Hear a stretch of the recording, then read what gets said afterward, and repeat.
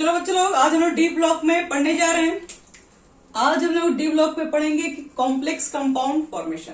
Complex formation कहने का मतलब है कि ज्यादातर आप लोग कॉम्प्लेक्स कंपाउंड तो पढ़े ही होंगे। कॉम्प्लेक्स कंपाउंड में ज्यादातर क्वेश्चंस आप लोग देखोगे, जो भी फॉर्मूला वगैरह होता है उसमें जो सेंट्रल मेटल एटम होते हैं वो डी ब्लॉक के ही होते हैं। तो इसका मतलब है कि कॉम्प्लेक्स कंपाउंड फॉर्मेशन में भी डी ब्लॉक का बहुत अच्छा खासा हाथ है। मतलब ज्यादातर डी ब्लॉक के एलिमेंट्स बनाते हैं कॉम्प्लेक्स कंपाउंड। तो ऐसा क्यों है? अगर आप कॉम्प्लेक्स कंपाउंड को नहीं जानते हैं तो थोड़ा एक बार देख लीजिए। K4FeCN का होल 6 ये कॉम्प्लेक्स कंपाउंड है, इसको कोऑर्डिनेशन कंपाउंड भी बोलते हैं। तो इसमें क्या लिख रहा है? ये वाला देखो, सेंट्रल मेटल एटम इसको कहा जाता है। ये सेंटर में रखा है। तो ये हमारे पास क्या है? ये Fe है, और Fe को सब कोई जानता है, ये आता है डी ब्लॉक एलिमेंट्स। तो कॉम्प्लेक्स कंपाउंड में भी हम लोग देखते हैं क्या डी ब्लॉक के एलिमेंट्स का बहुत बड़ा रोल है। तो ऐसा क्यों होता है कि डी ब्लॉक के एलिमेंट्स कॉम्प्लेक्स कंपाउंड फॉर्म करते हैं? कॉम्प्लेक्स कंपाउंड में क्या होता है? एक सेंट्रल मेटल एटम होता है और एक क्या होता है? लिगैंड्स होता है। दो चीजें किसी भी कॉम्प्लेक्स कंपाउंड के अंदर, दो चीजें तो आपको मिलेंगी मिलेंगी, सेंट्रल मेटल एटम और लिगैंड्स। सेंट्रल मेटल एटम क्या करता है? इलेक्ट्रॉन पेयर को क्या करता है? एक्सेप्ट करता है। लिगैंड्स क्या करता है? इलेक्ट्रॉन पेयर को डोनेट करता है थ्रू एक कोऑर्डिनेट बॉन्ड। और दोनों के बीच में जो बॉन्ड बनता है वो कोऑर्डिनेट बॉन्ड बनता है। तो हम बोल रहे हैं कि ये डी ब्लॉक के साथ ही क्यों है, अदर के साथ क्यों नहीं है? तो देखिए इसमें क्या होता है। डी ब्लॉक यानी ट्रांजिशन मेटल्स ही कॉम्प्लेक्स कंपाउंड क्यों फॉर्म करते हैं? ये क्वेश्चन बहुत बार पूछा गया एग्जामिनेशन में। तो क्यों फॉर्म करते हैं? तो देखिए समझो ध्यान से। एक तो इसको इलेक्ट्रॉन पेयर को एक्सेप्ट करने के लिए इसके पास वैकेंट ऑर्बिटल्स प्रेजेंट होते हैं। डी ब्लॉक के पास आप लोग ज्यादातर देखोगे एलिमेंट्स के पास वैकेंट ऑर्बिटल्स है। जिंक के पास ही ऐसा रेयर केस में होता है जिसमें नहीं होता है। लेकिन आप देखेंगे ज्यादातर मैक्सिमम कंपाउंड्स के पास क्या अनपेड इलेक्ट्रॉन्स ज्यादातर प्रेजेंट होते हैं। और अनपेड इलेक्ट्रॉन्स उनके पास होते हैं, बहुत सारे वैकेंट ऑर्बिटल्स भी होते हैं। तो वो क्या करते हैं? इलेक्ट्रॉन पेयर को एक्सेप्ट कर सकते हैं। तो हम लोग क्या बोलते हैं? डी ब्लॉक जो होते हैं, एक तो वो साइज में भी छोटे होते हैं। डी ब्लॉक के जो एलिमेंट्स हैं वो साइज में भी छोटे होते हैं।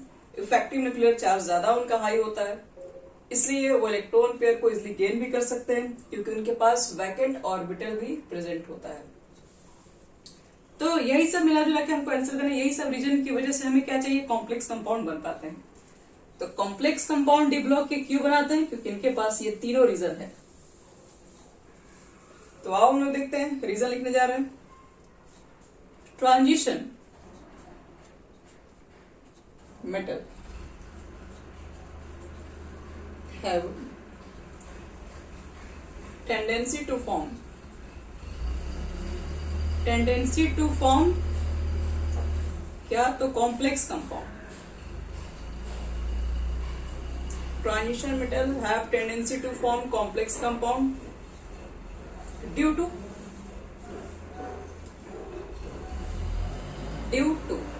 First small in size. पहले तो ये साइज में छोटे होते हैं। High effective nuclear charge.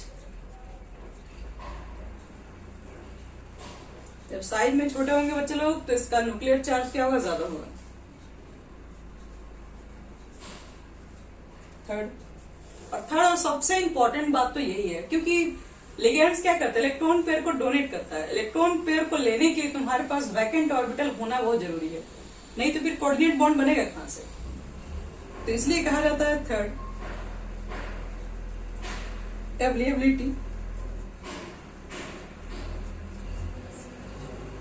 Of vacant D orbital. Vacant D orbital available होने की वजह से ही ये क्या करता है? कॉम्प्लेक्स कंपाउंड बना सकता है।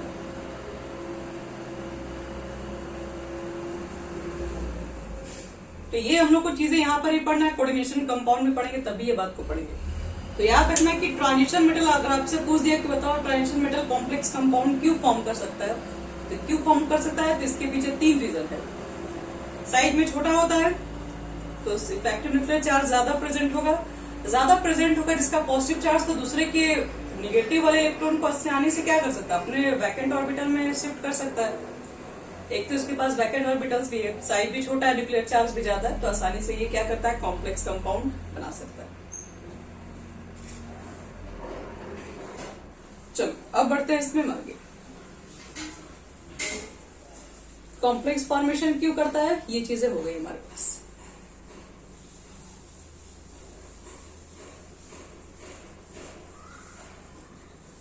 देखो नेक्स्ट प्रॉपर्टी,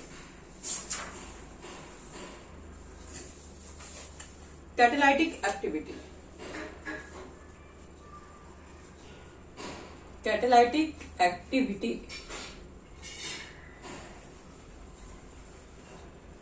यानी कि डी ब्लॉक के मेटल्स, आप ज्यादातर देखेंगे उनका यूज कैटलिस्ट में भी होता है। कैसे, जब आप कोई हाइड्रोजनेशन का रिएक्शन करवाते हो तो याद करो, हम लोग पढ़े हैं कि हाइड्रोजनेशन जब रिएक्शन हो रहा होता है, एडिशन कराते हैं किसी भी अनसेचुरेटेड कंपाउंड के अंदर, अगर H2 का एडिशन कराना पड़ता है तो उसके लिए हम लोग क्या लेते थे, निकेल, प्लैटिनम, प्लेडियम। और ध्यान से याद कीजिए, निकेल, प्लैटिनम, प्लेडियम, ये जितने भी आपके पास मेटल्स है वो सब के सब डी ब्लॉक यही होते हैं, और इसको सेचुरेटेड कंपाउंड के अंदर कन्वर्ट करते थे। तो आप देख रहे हैं कि कैटालाइटिक एक्टिविटी में ज्यादातर भी डी ब्लॉक एलिमेंट्स यूज होते हैं। तो डी ब्लॉक के हम लोग ज्यादातर मेटल्स यूज करते हैं कैटालाइटिक बिहेवियर में। अब इसके पीछे क्या होता है, इसके पीछे क्या रीजन है कि हम डी ब्लॉक कहीं क्यों ले रहे हैं, हम इस ब्लॉक का क्यों ले रहे हैं, हम डी ब्लॉक का क्यों ले रहे हैं, डी ब्लॉक का ही ज्यादातर क्यों ले रहे हैं। तो पहले एक line, most of the transition metal, most of the transition metal acts as catalyst, acts as catalyst।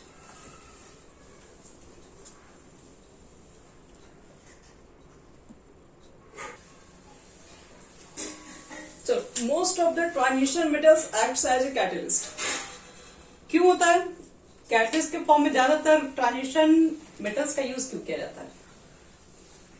तो देखो कैटलिस्ट का काम क्या होता है, कैटलिस्ट के पास एक सरफेस एरिया होता है। जैसे हम लोग निकेल लेते हैं, प्लैटिनम लेते हैं, प्लेडियम लेते हैं, तो कैटलिस्ट क्या काम करता है, एक मेटल्स होता है और मेटल्स क्या प्रोवाइड करता है, सरफेस एरिया। और सरफेस एरिया के अंदर क्या होता है बच्चे लोग, छोटे छोटे क्या होते हैं, एब्जॉर्ब होते हैं पार्टिकल्स। तो उसके बीच में क्या होता है, उनके बीचेस में आपके पास क्या होना चाहिए, स्पेसेस होनी चाहिए। तभी कोई चीजें क्या होता है कि सरफेस मॉलिक्यूल्स अपने ऊपर कोई चीजें एब्जॉर्ब क्यों कर लेती है। तो कोई भी चीज अगर मान लो कि डी ब्लॉक के एलिमेंट्स में देखते हैं कि ज्यादातर वो गैस को क्या करता है, एब्जॉर्ब करवा लेता है। एब्जॉर्ब का मतलब क्या होता है, उसके लिए वो क्या करता है कि सरफेस एरिया देता है। सरफेस एरिया में क्या करते हैं, यहाँ पर देते हैं और कोई भी गैसेस मॉलिक्यूल इसके ऊपर आके क्या होती है, एब्जॉर्ब करवा लेती है। तो सरफेस एरिया पर कोई मॉलिक्यूल गैसेस मॉलिक्यूल क्यों बढ़े, तो साइज है। देखिए एटम्स हो गए, जैसे मान लो निकल लेते तो ये सब निकल के एटम्स लगे होंगे। निकल का तुम अगर मान लो कि अगर ले रहे हो मेटल्स तो निकल के एटम्स होंगे, और उनके बीच में क्या होता है, कुछ वैकेंट स्पेस भी होता है, ठीक है।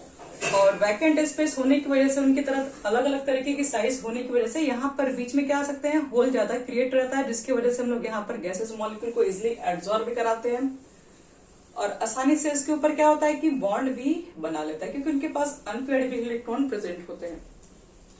तो एक चीज सबसे पहले हम लोग क्या बोलेंगे, कोई भी गैसेस मॉलिक्यूल इसके ऊपर जाके अगर एब्जॉर्ब हो रही है तो उसके पीछे दो ही रीजन है। एक तो हम लोग क्या करते हैं कि उसके वेरिएबल मतलब अलग अलग तरीके के ऑक्सीडेशन स्टेट होते हैं। जैसे कि हम लोग देखें कि बहुत सारे आपके पास जो डी ब्लॉक के जो मेटल्स होते हैं, अगर मान लो कोई मॉलिक्यूल अगर एब्जॉर्ब भी कर रहा है अपने सरफेस के ऊपर, तो उसके ऊपर कुछ ना कुछ उससे रिएक्ट कर रहा है। तो रिएक्शन करने के लिए क्या चाहिए, अब जैसे मान लो कि तुम ऐसा चीज को इसमें एब्जॉर्ब कर रहे हो, इसकी वैलेंसी 1 है। तो डी ब्लॉक के मेटल्स में आप लोग पढ़े होंगे, उसकी वैलेंसी बहुत सारी होती है, 1 भी होती है, 2 भी होती है, 3 भी होती है, 4 भी होती है, 5 भी होती है। तो एक तो ये सब तरह का ऑक्सीडेशन स्टेट बना सकता है, सब तरह का वैलेंसी क्रिएट करता है।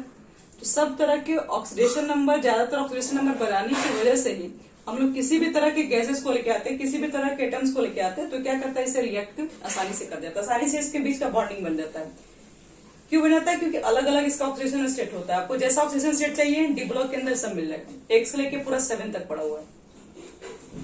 अब कह रहा है कि इसके पास वैकेंट ऑर्बिटल्स भी प्रेजेंट है डी के अंदर, तो वैकेंट ऑर्बिटल्स भी प्रेजेंट है, इसलिए आसानी से ये क्या करता है, दोनों मॉलिक्यूल्स को, गैस को एब्जॉर्ब करके अपने ऑर्बिटल्स में रख सकता है, फिर दोनों को बॉन्डिंग बना के फिर वो आपस को बाहर भी निकाल सकता है।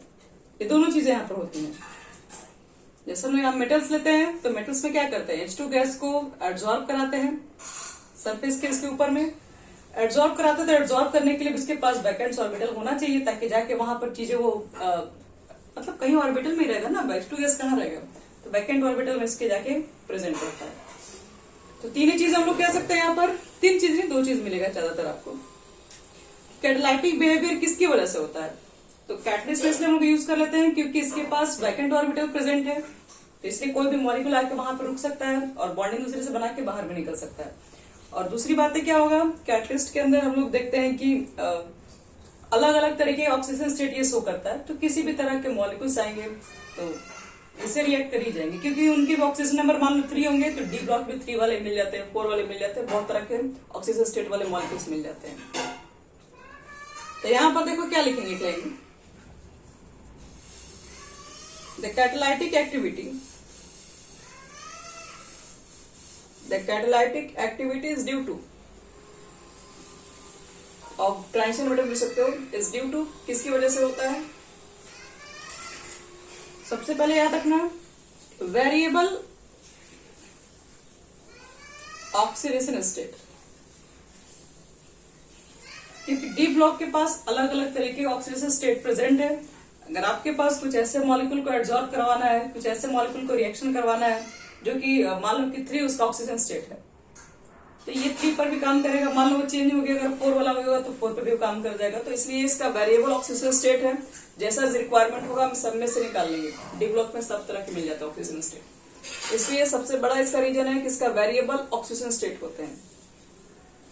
और दूसरी बात जो कि हर जगह लागू है, availability of vacant D orbital, of vacant D orbital, ये 2 कंडीशन की वजह से हम लोग क्या करते हैं, इसका यूज कर पाते हैं कैटालाइटिक बिहेवियर में।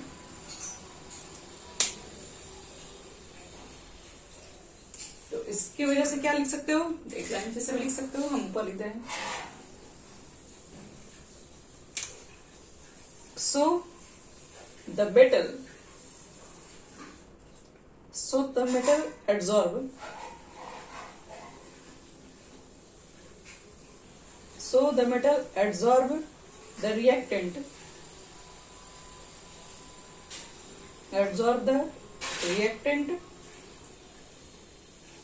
of gases over its surface area, over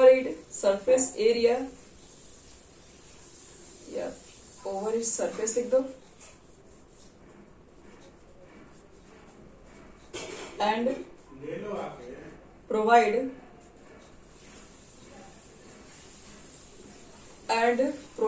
surface area for the reaction to occur। यानी कि कैटालाइटिक एक्टिविटी किसकी वजह से होता है, तो कैटालाइटिक एक्टिविटी ज्यादातर ट्रांजिशन मेटल्स शो करते हैं। इसके पीछे 2 ही रीजन है, एक तो ये किसी भी तरह का ऑक्सीजन स्टेट निकाल सकते हैं, तो एक तो वेरिएबल ऑक्सीजन स्टेट होने की वजह से है, दूसरी बात इनके पास वैकेंट ऑर्बिटल्स भी प्रेजेंट होते हैं, जिसकी वजह से इसका हम लोग कैटालाइटिक एक्टिविटी में यूज करते हैं। इसलिए ये सरफेस एरिया प्रोवाइड करवाते हैं, ये मेटल्स को क्या कर सकते हैं, मेटल्स करा ये ट्रांजिशन मेटल्स एब्जॉर्ब कर सकते हैं अपने गैसेस मॉलिक्यूल्स को अपने सरफेस पे, और सरफेस एरिया प्रोवाइड भी करवाते हैं, और ताकि क्या करते हैं वो है रिएक्शन करके वो प्रोडक्ट के फॉर्म में उनको बाहर निकालते हैं। तो यही 2 रीजन की वजह से इसका यूज हम लोग कैटालाइटिक एक्टिविटी में करते हैं। 1 मिनट रुक जाओ।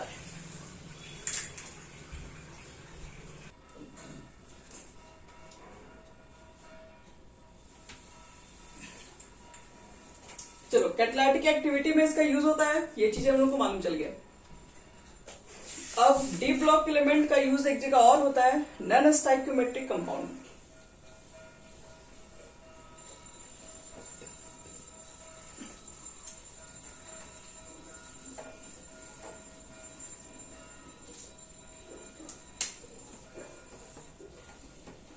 नॉन स्टाइक्योमेट्रिक,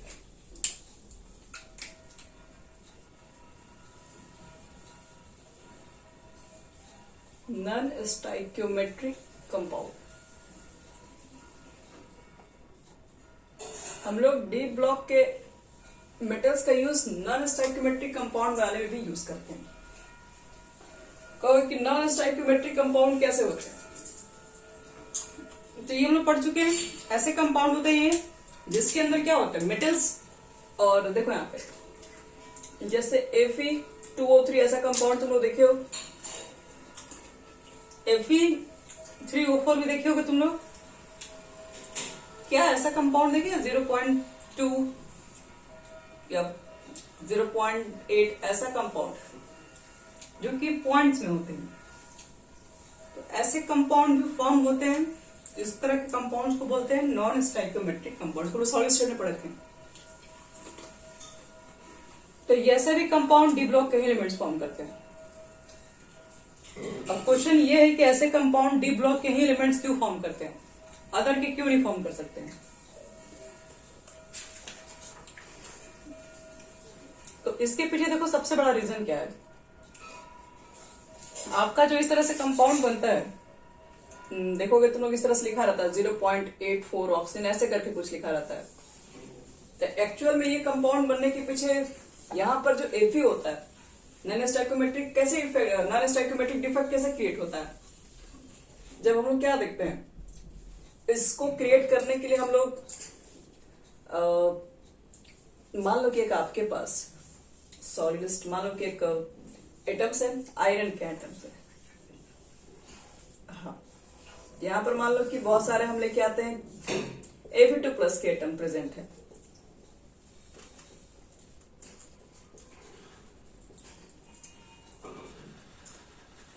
अभी तो इसके अंदर कोई डिफेक्ट नहीं है। 2 2 4 2 6 2 8 2 10 2 12 12 इसके अंदर कुल पॉजिटिव चार्ज है। हम क्या कर रहे हैं, इसमें से 3 टू गायब कर दो एटम को और इसके बदले में 3 Fe को लेके आ जाए। तो देखो अभी भी ये जितना पहले इलेक्ट्रिक चार्ज था, अभी भी चार्ज तो अभी भी सेम है। 3 गायब कर दिए, 6 था, 6+ गायब हो गया, 6+ अभी भी आ गया।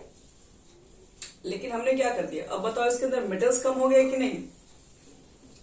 तो इसलिए ये जो डिफिशियंसी जो क्रिएट आती है, ये हमारा नॉन स्टाइक्योमेट्रिक डिफेक्ट होता है। ठीक है, जिसमें मेटल क्या होता है, एक्सेस भी होते हैं, मेटल डिफिशियंसी भी क्रिएट होती है। तो इस तरह के कंपाउंड्स को बनाने के लिए जब नॉन स्टाइक्योमेट्रिक कंपाउंड बनता है, तो इस तरह के कंपाउंड तभी बन सकते हैं जब आपका मेटल्स क्या कर सकता है, वेरिएबल ऑक्सीजन स्टेट में पाया जाता हो। जैसे Fe हम लोगों ने क्या रिप्लेस किया, हमने Fe को Fe से ही रिप्लेस किया है। Fe2+ वाले को Fe3 से रिप्लेस कर दिया बस। तो क्या हो, मेटल्स की कमी हो गया। तो इसका मतलब यहाँ पर ये बोल सकते हो कि इसमें ज्यादातर डी ब्लॉक के एलिमेंट्स क्यों पार्टिसिपेट कर रहे होते हैं। एक ही रीजन है, क्योंकि डी ब्लॉक एलिमेंट्स के अंदर क्या होता है, जो मेटल्स होते हैं उनकी वेरिएबल ऑक्सीजन स्टेट होती है। और जिस भी एलिमेंट का वेरिएबल ऑक्सीजन स्टेट होता है वही नॉन स्टाइक्योमेट्रिक कंपाउंड बना सकता है। तो लिखेंगे हम एक लाइन, नॉन स्टाइक्योमेट्रिक, ये ट्रांजिशन मेटल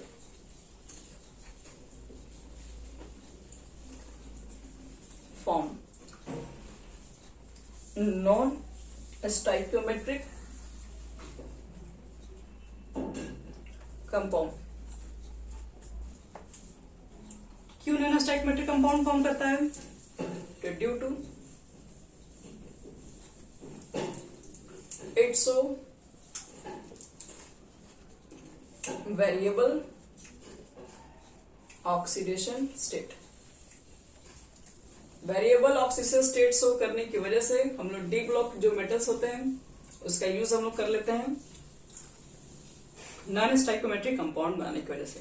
तो जब भी ऐसा क्वेश्चन होगा इसका यही आंसर देंगे, ड्यू टू वेरिएबल वैलेंसी होने की वजह से। एक क्वेश्चन का एक परफेक्ट आंसर आएगा, कहीं कुछ नहीं कटेगा। चलो तब हमारे पास क्वेश्चन है इंटरस्टियल कंपाउंड। डी ब्लॉक के ही ज्यादातर आप देखेंगे मेटल्स का यूज होता है इंटरस्टियल कंपाउंड बनाने में।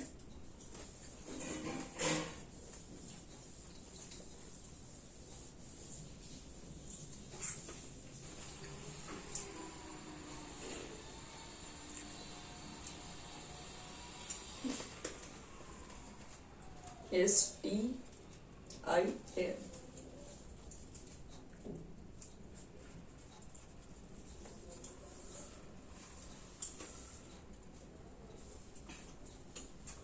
इंडस्ट्रियल कंपाउंड्स क्या होता है पहले वो देखो। यहां आपके पास एटम होते हैं,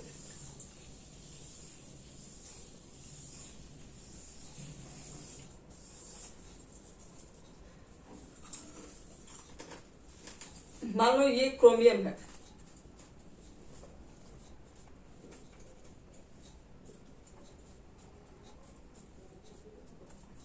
अगर कोई छोटे साइज का एटम आकर इसके बीच में बैठ जाए, मान लो यहाँ पे कार्बन आ गया, छोटा साइज का है, जिसके बीच में आके बैठ गया, तो इस तरह के जो कंपाउंड्स होंगे बच्चे लोग, इसको बोलते हैं industrial compound.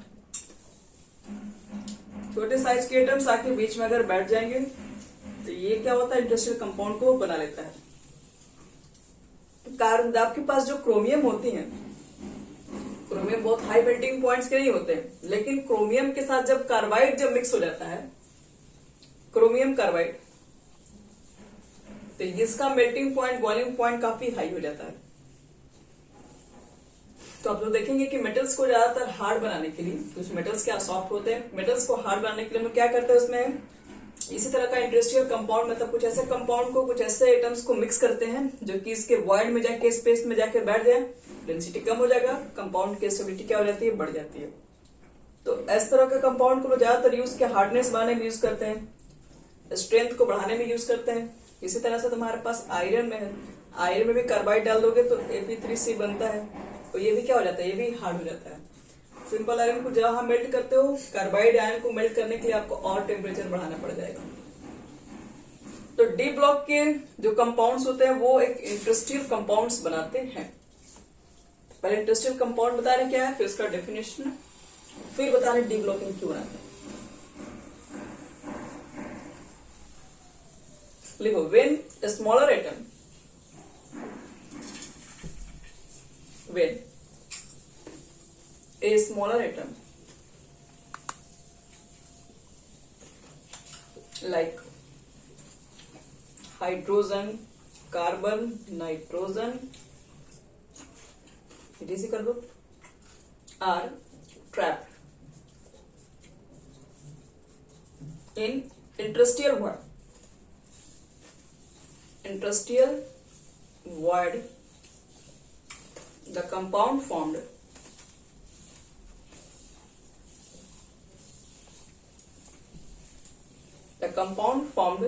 is called interstitial compound.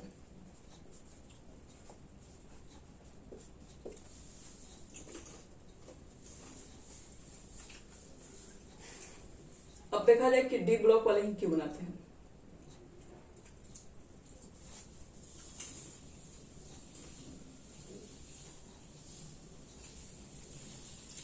देखो, लिखा हुआ है कि transition metals form industrial compound because there are vacant spaces in the lattice of transition metals which can be filled by a small atom like hydrogen, carbon, nitrogen. यही लिखना हम लोग को। पैरा चेंज करो, ऐसा क्यों होता है, देखो transition metal form,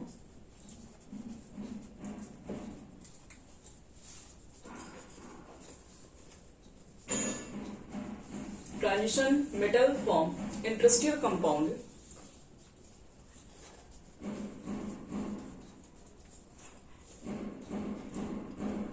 because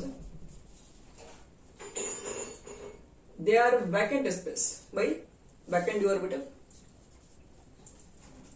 there are इनके पास वैकेंट स्पेस होता है जिसमें अच्छे खासे मॉलिक्यूल आके एडजस्ट हो जाते हैं. They are vacant space in the lattice.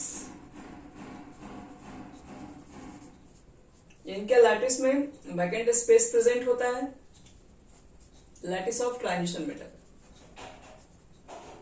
which can be filled by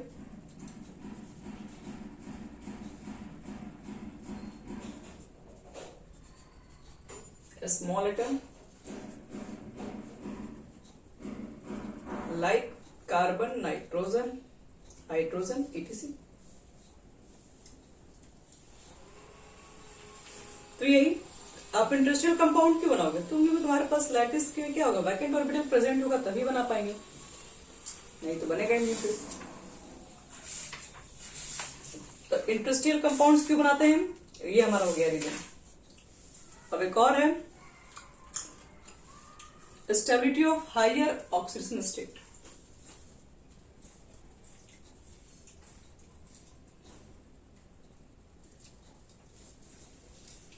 तो उसके बाद फिर खत्म हो जाएगा इससे पूरा.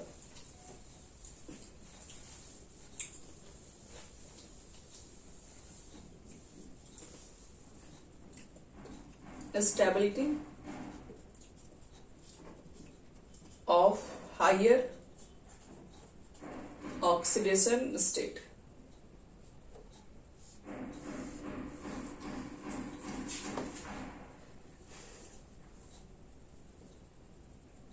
तो देखो इसमें एक चीज होता है, इसमें क्वेश्चन आता है हाइयर ऑक्सीडेशन स्टेट, जैसे कि Mn ले लोगे, Mn का हाइयर जाता है +7 पे, क्रोमियम का हाइयर जाता है +6 पे. तो इसका कहने का मतलब ये है कि जो हाइयर ऑक्सीडेशन स्टेट जब शो करते हैं कोई भी मेटल्स, जैसे कि Mn हाइयर कब शो करेगा, जब +7 पे चला जाएगा. क्रोमियम का हाइयर कब शो करेगा, तो +6 पे चला जाएगा. तो जब भी एक एलिमेंट्स कह रहा है कि जब हाइयर अपने ऑक्सीजन स्टेट में रहता है तो वो कंपाउंड जब भी बनता है वो कहा जाता है कि मैक्सिमम ऑक्सीजन के साथ होता है. क्यों? हाइयर ऑक्सीजन स्टेट वाले जो भी ट्रांजिशन मेटल्स हैं are form to the compound with oxygen. Oxygen के साथ आप ज्यादातर देखेंगे कंपाउंड्स फॉर्म करते हैं. और वैसे कंपाउंड्स हम दिखा भी रहे हैं कि अगर हम कहते हैं कि +7, ऐसा कोई मैंगनीज का मुझे कंपाउंड बताओ जिसमें मैंगनीज का ऑक्सीजन स्टेट +7 में, तो आपको क्या बताते हैं, KMnO4, यही तो बताते हो तुम. K को गैप करेंगे तो यहाँ पर क्या लिखोगे, एक माइनस. तो मैं मैंगनेट ये आयन हो गया आपके पास.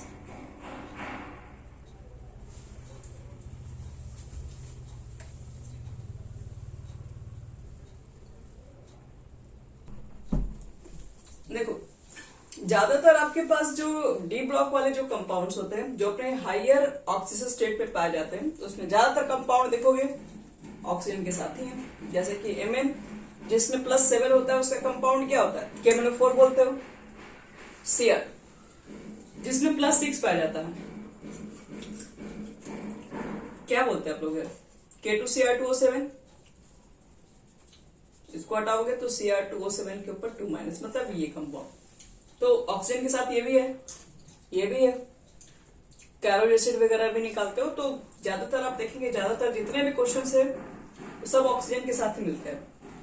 तो क्वेश्चन आपसे यही पूछेगा कि जो हाइयर ऑक्सीजन स्टेट में जो भी एलिमेंट्स पाए जाते हैं उनका कंपाउंड ऑक्सीजन फैमिली से क्यों है, ऑक्सीजन से क्यों बनाना पसंद करते हो लोग.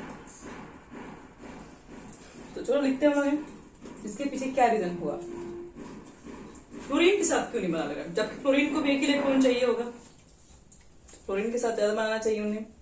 यही क्वेश्चन आपसे आता है कि फ्लोरीन और ऑक्सीजन में ज्यादा इलेक्ट्रोनेगेटिव वाले जो भी आपके पास से फ्लोरीन है, तो फिर ज्यादा फ्लोरीन के साथ कंपाउंड नहीं बना के ऑक्सीजन के साथ क्यों बना पाता है जो हायर ऑक्सीजन स्टेट प्रेजेंट होते हैं. लिखते हैं पहले, लिखो the higher oxidation state of transition metal of transition elements is found in their compound is found in their compound with oxygen, with oxygen, उसके बाद फ्लोरीन। या तो ऑक्सीजन के साथ होता है या तो फिर किसके साथ होता है, वो फ्लोरीन के साथ होता है। फर्स्ट ऑक्सीजन के साथ ज्यादा हो। इसके पीछे कारण क्या है, तो ओनली ड्यू टू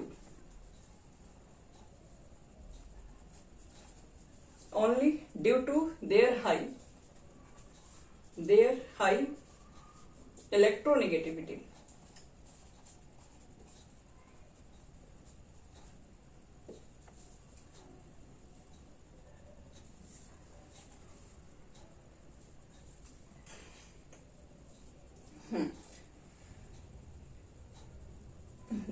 अब यही इसकी जस्ट नीचे लिखवाने जा रहे हैं, पैराग्राफ चेंज। मतलब पहले बात तो याद रखिए कि ज्यादातर इलेक्ट्रोनेगेटिव जो भी रहता है उसके साथ ये बॉन्ड बनाना पसंद करता है। तो इलेक्ट्रोनेगेटिव क्योंकि एक मेटल्स है ना, तो मेटल्स इजिली क्या करता है, अच्छे नॉन मेटल्स रिएक्ट कर जाता है तुरंत।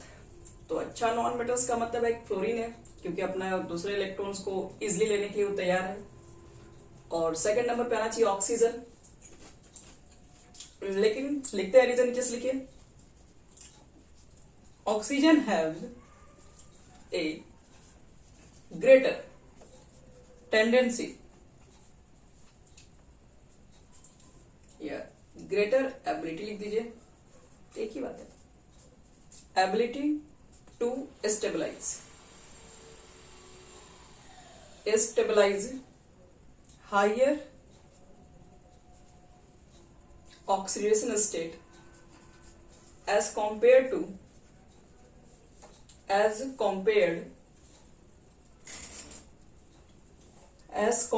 to fluorine due to form multiple bond,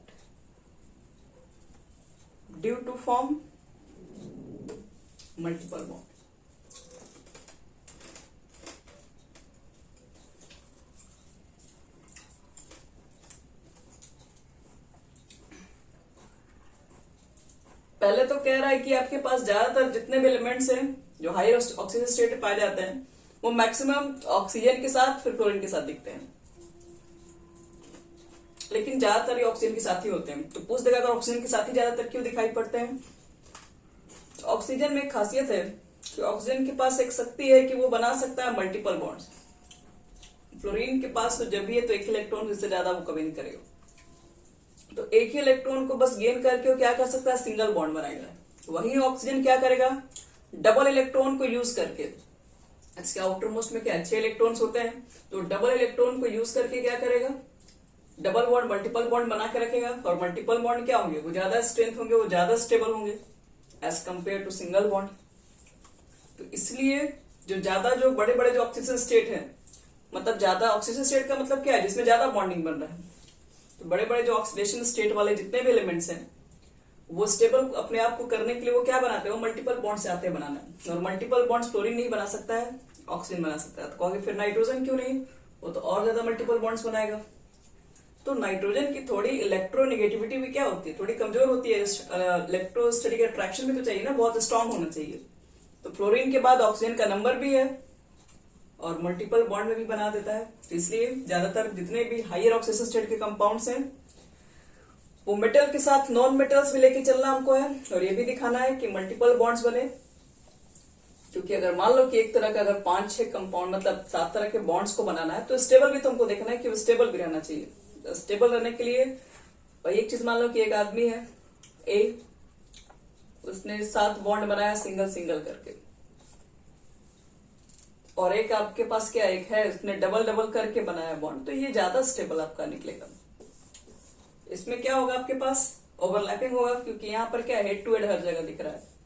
यहाँ पर क्या है, एक तो हेड टू हेड भी है, ऊपर से भी ओवरलैपिंग है। तो ज्यादातर देखोगे कि अब डबल बॉन्ड जो होते हैं सिंगल बॉन्ड से ऐसे भी क्या होंगे, 2-2 बार ज्यादा पावरफुल हो जाएंगे। तो यही कारण आपके पास है। और जब ज्यादा बॉन्ड बनते हैं तो क्या होता है, उसके इलेक्ट्रॉन्स भी देखते होगे नजदीक नजदीक होते हैं, सब आपस में एक दूसरे के ऊपर रिपल्सिव फोर्स भी अप्लाई करने लगते हैं। मल्टीपल बॉन्ड से दूर दूर पे भी एडजस्ट हो जाएंगे आसानी से, क्योंकि कम बॉन्ड है ना, 3 बॉन्ड है, इस तरीके से अरेंज कर लेंगे आसानी से अपने आप को।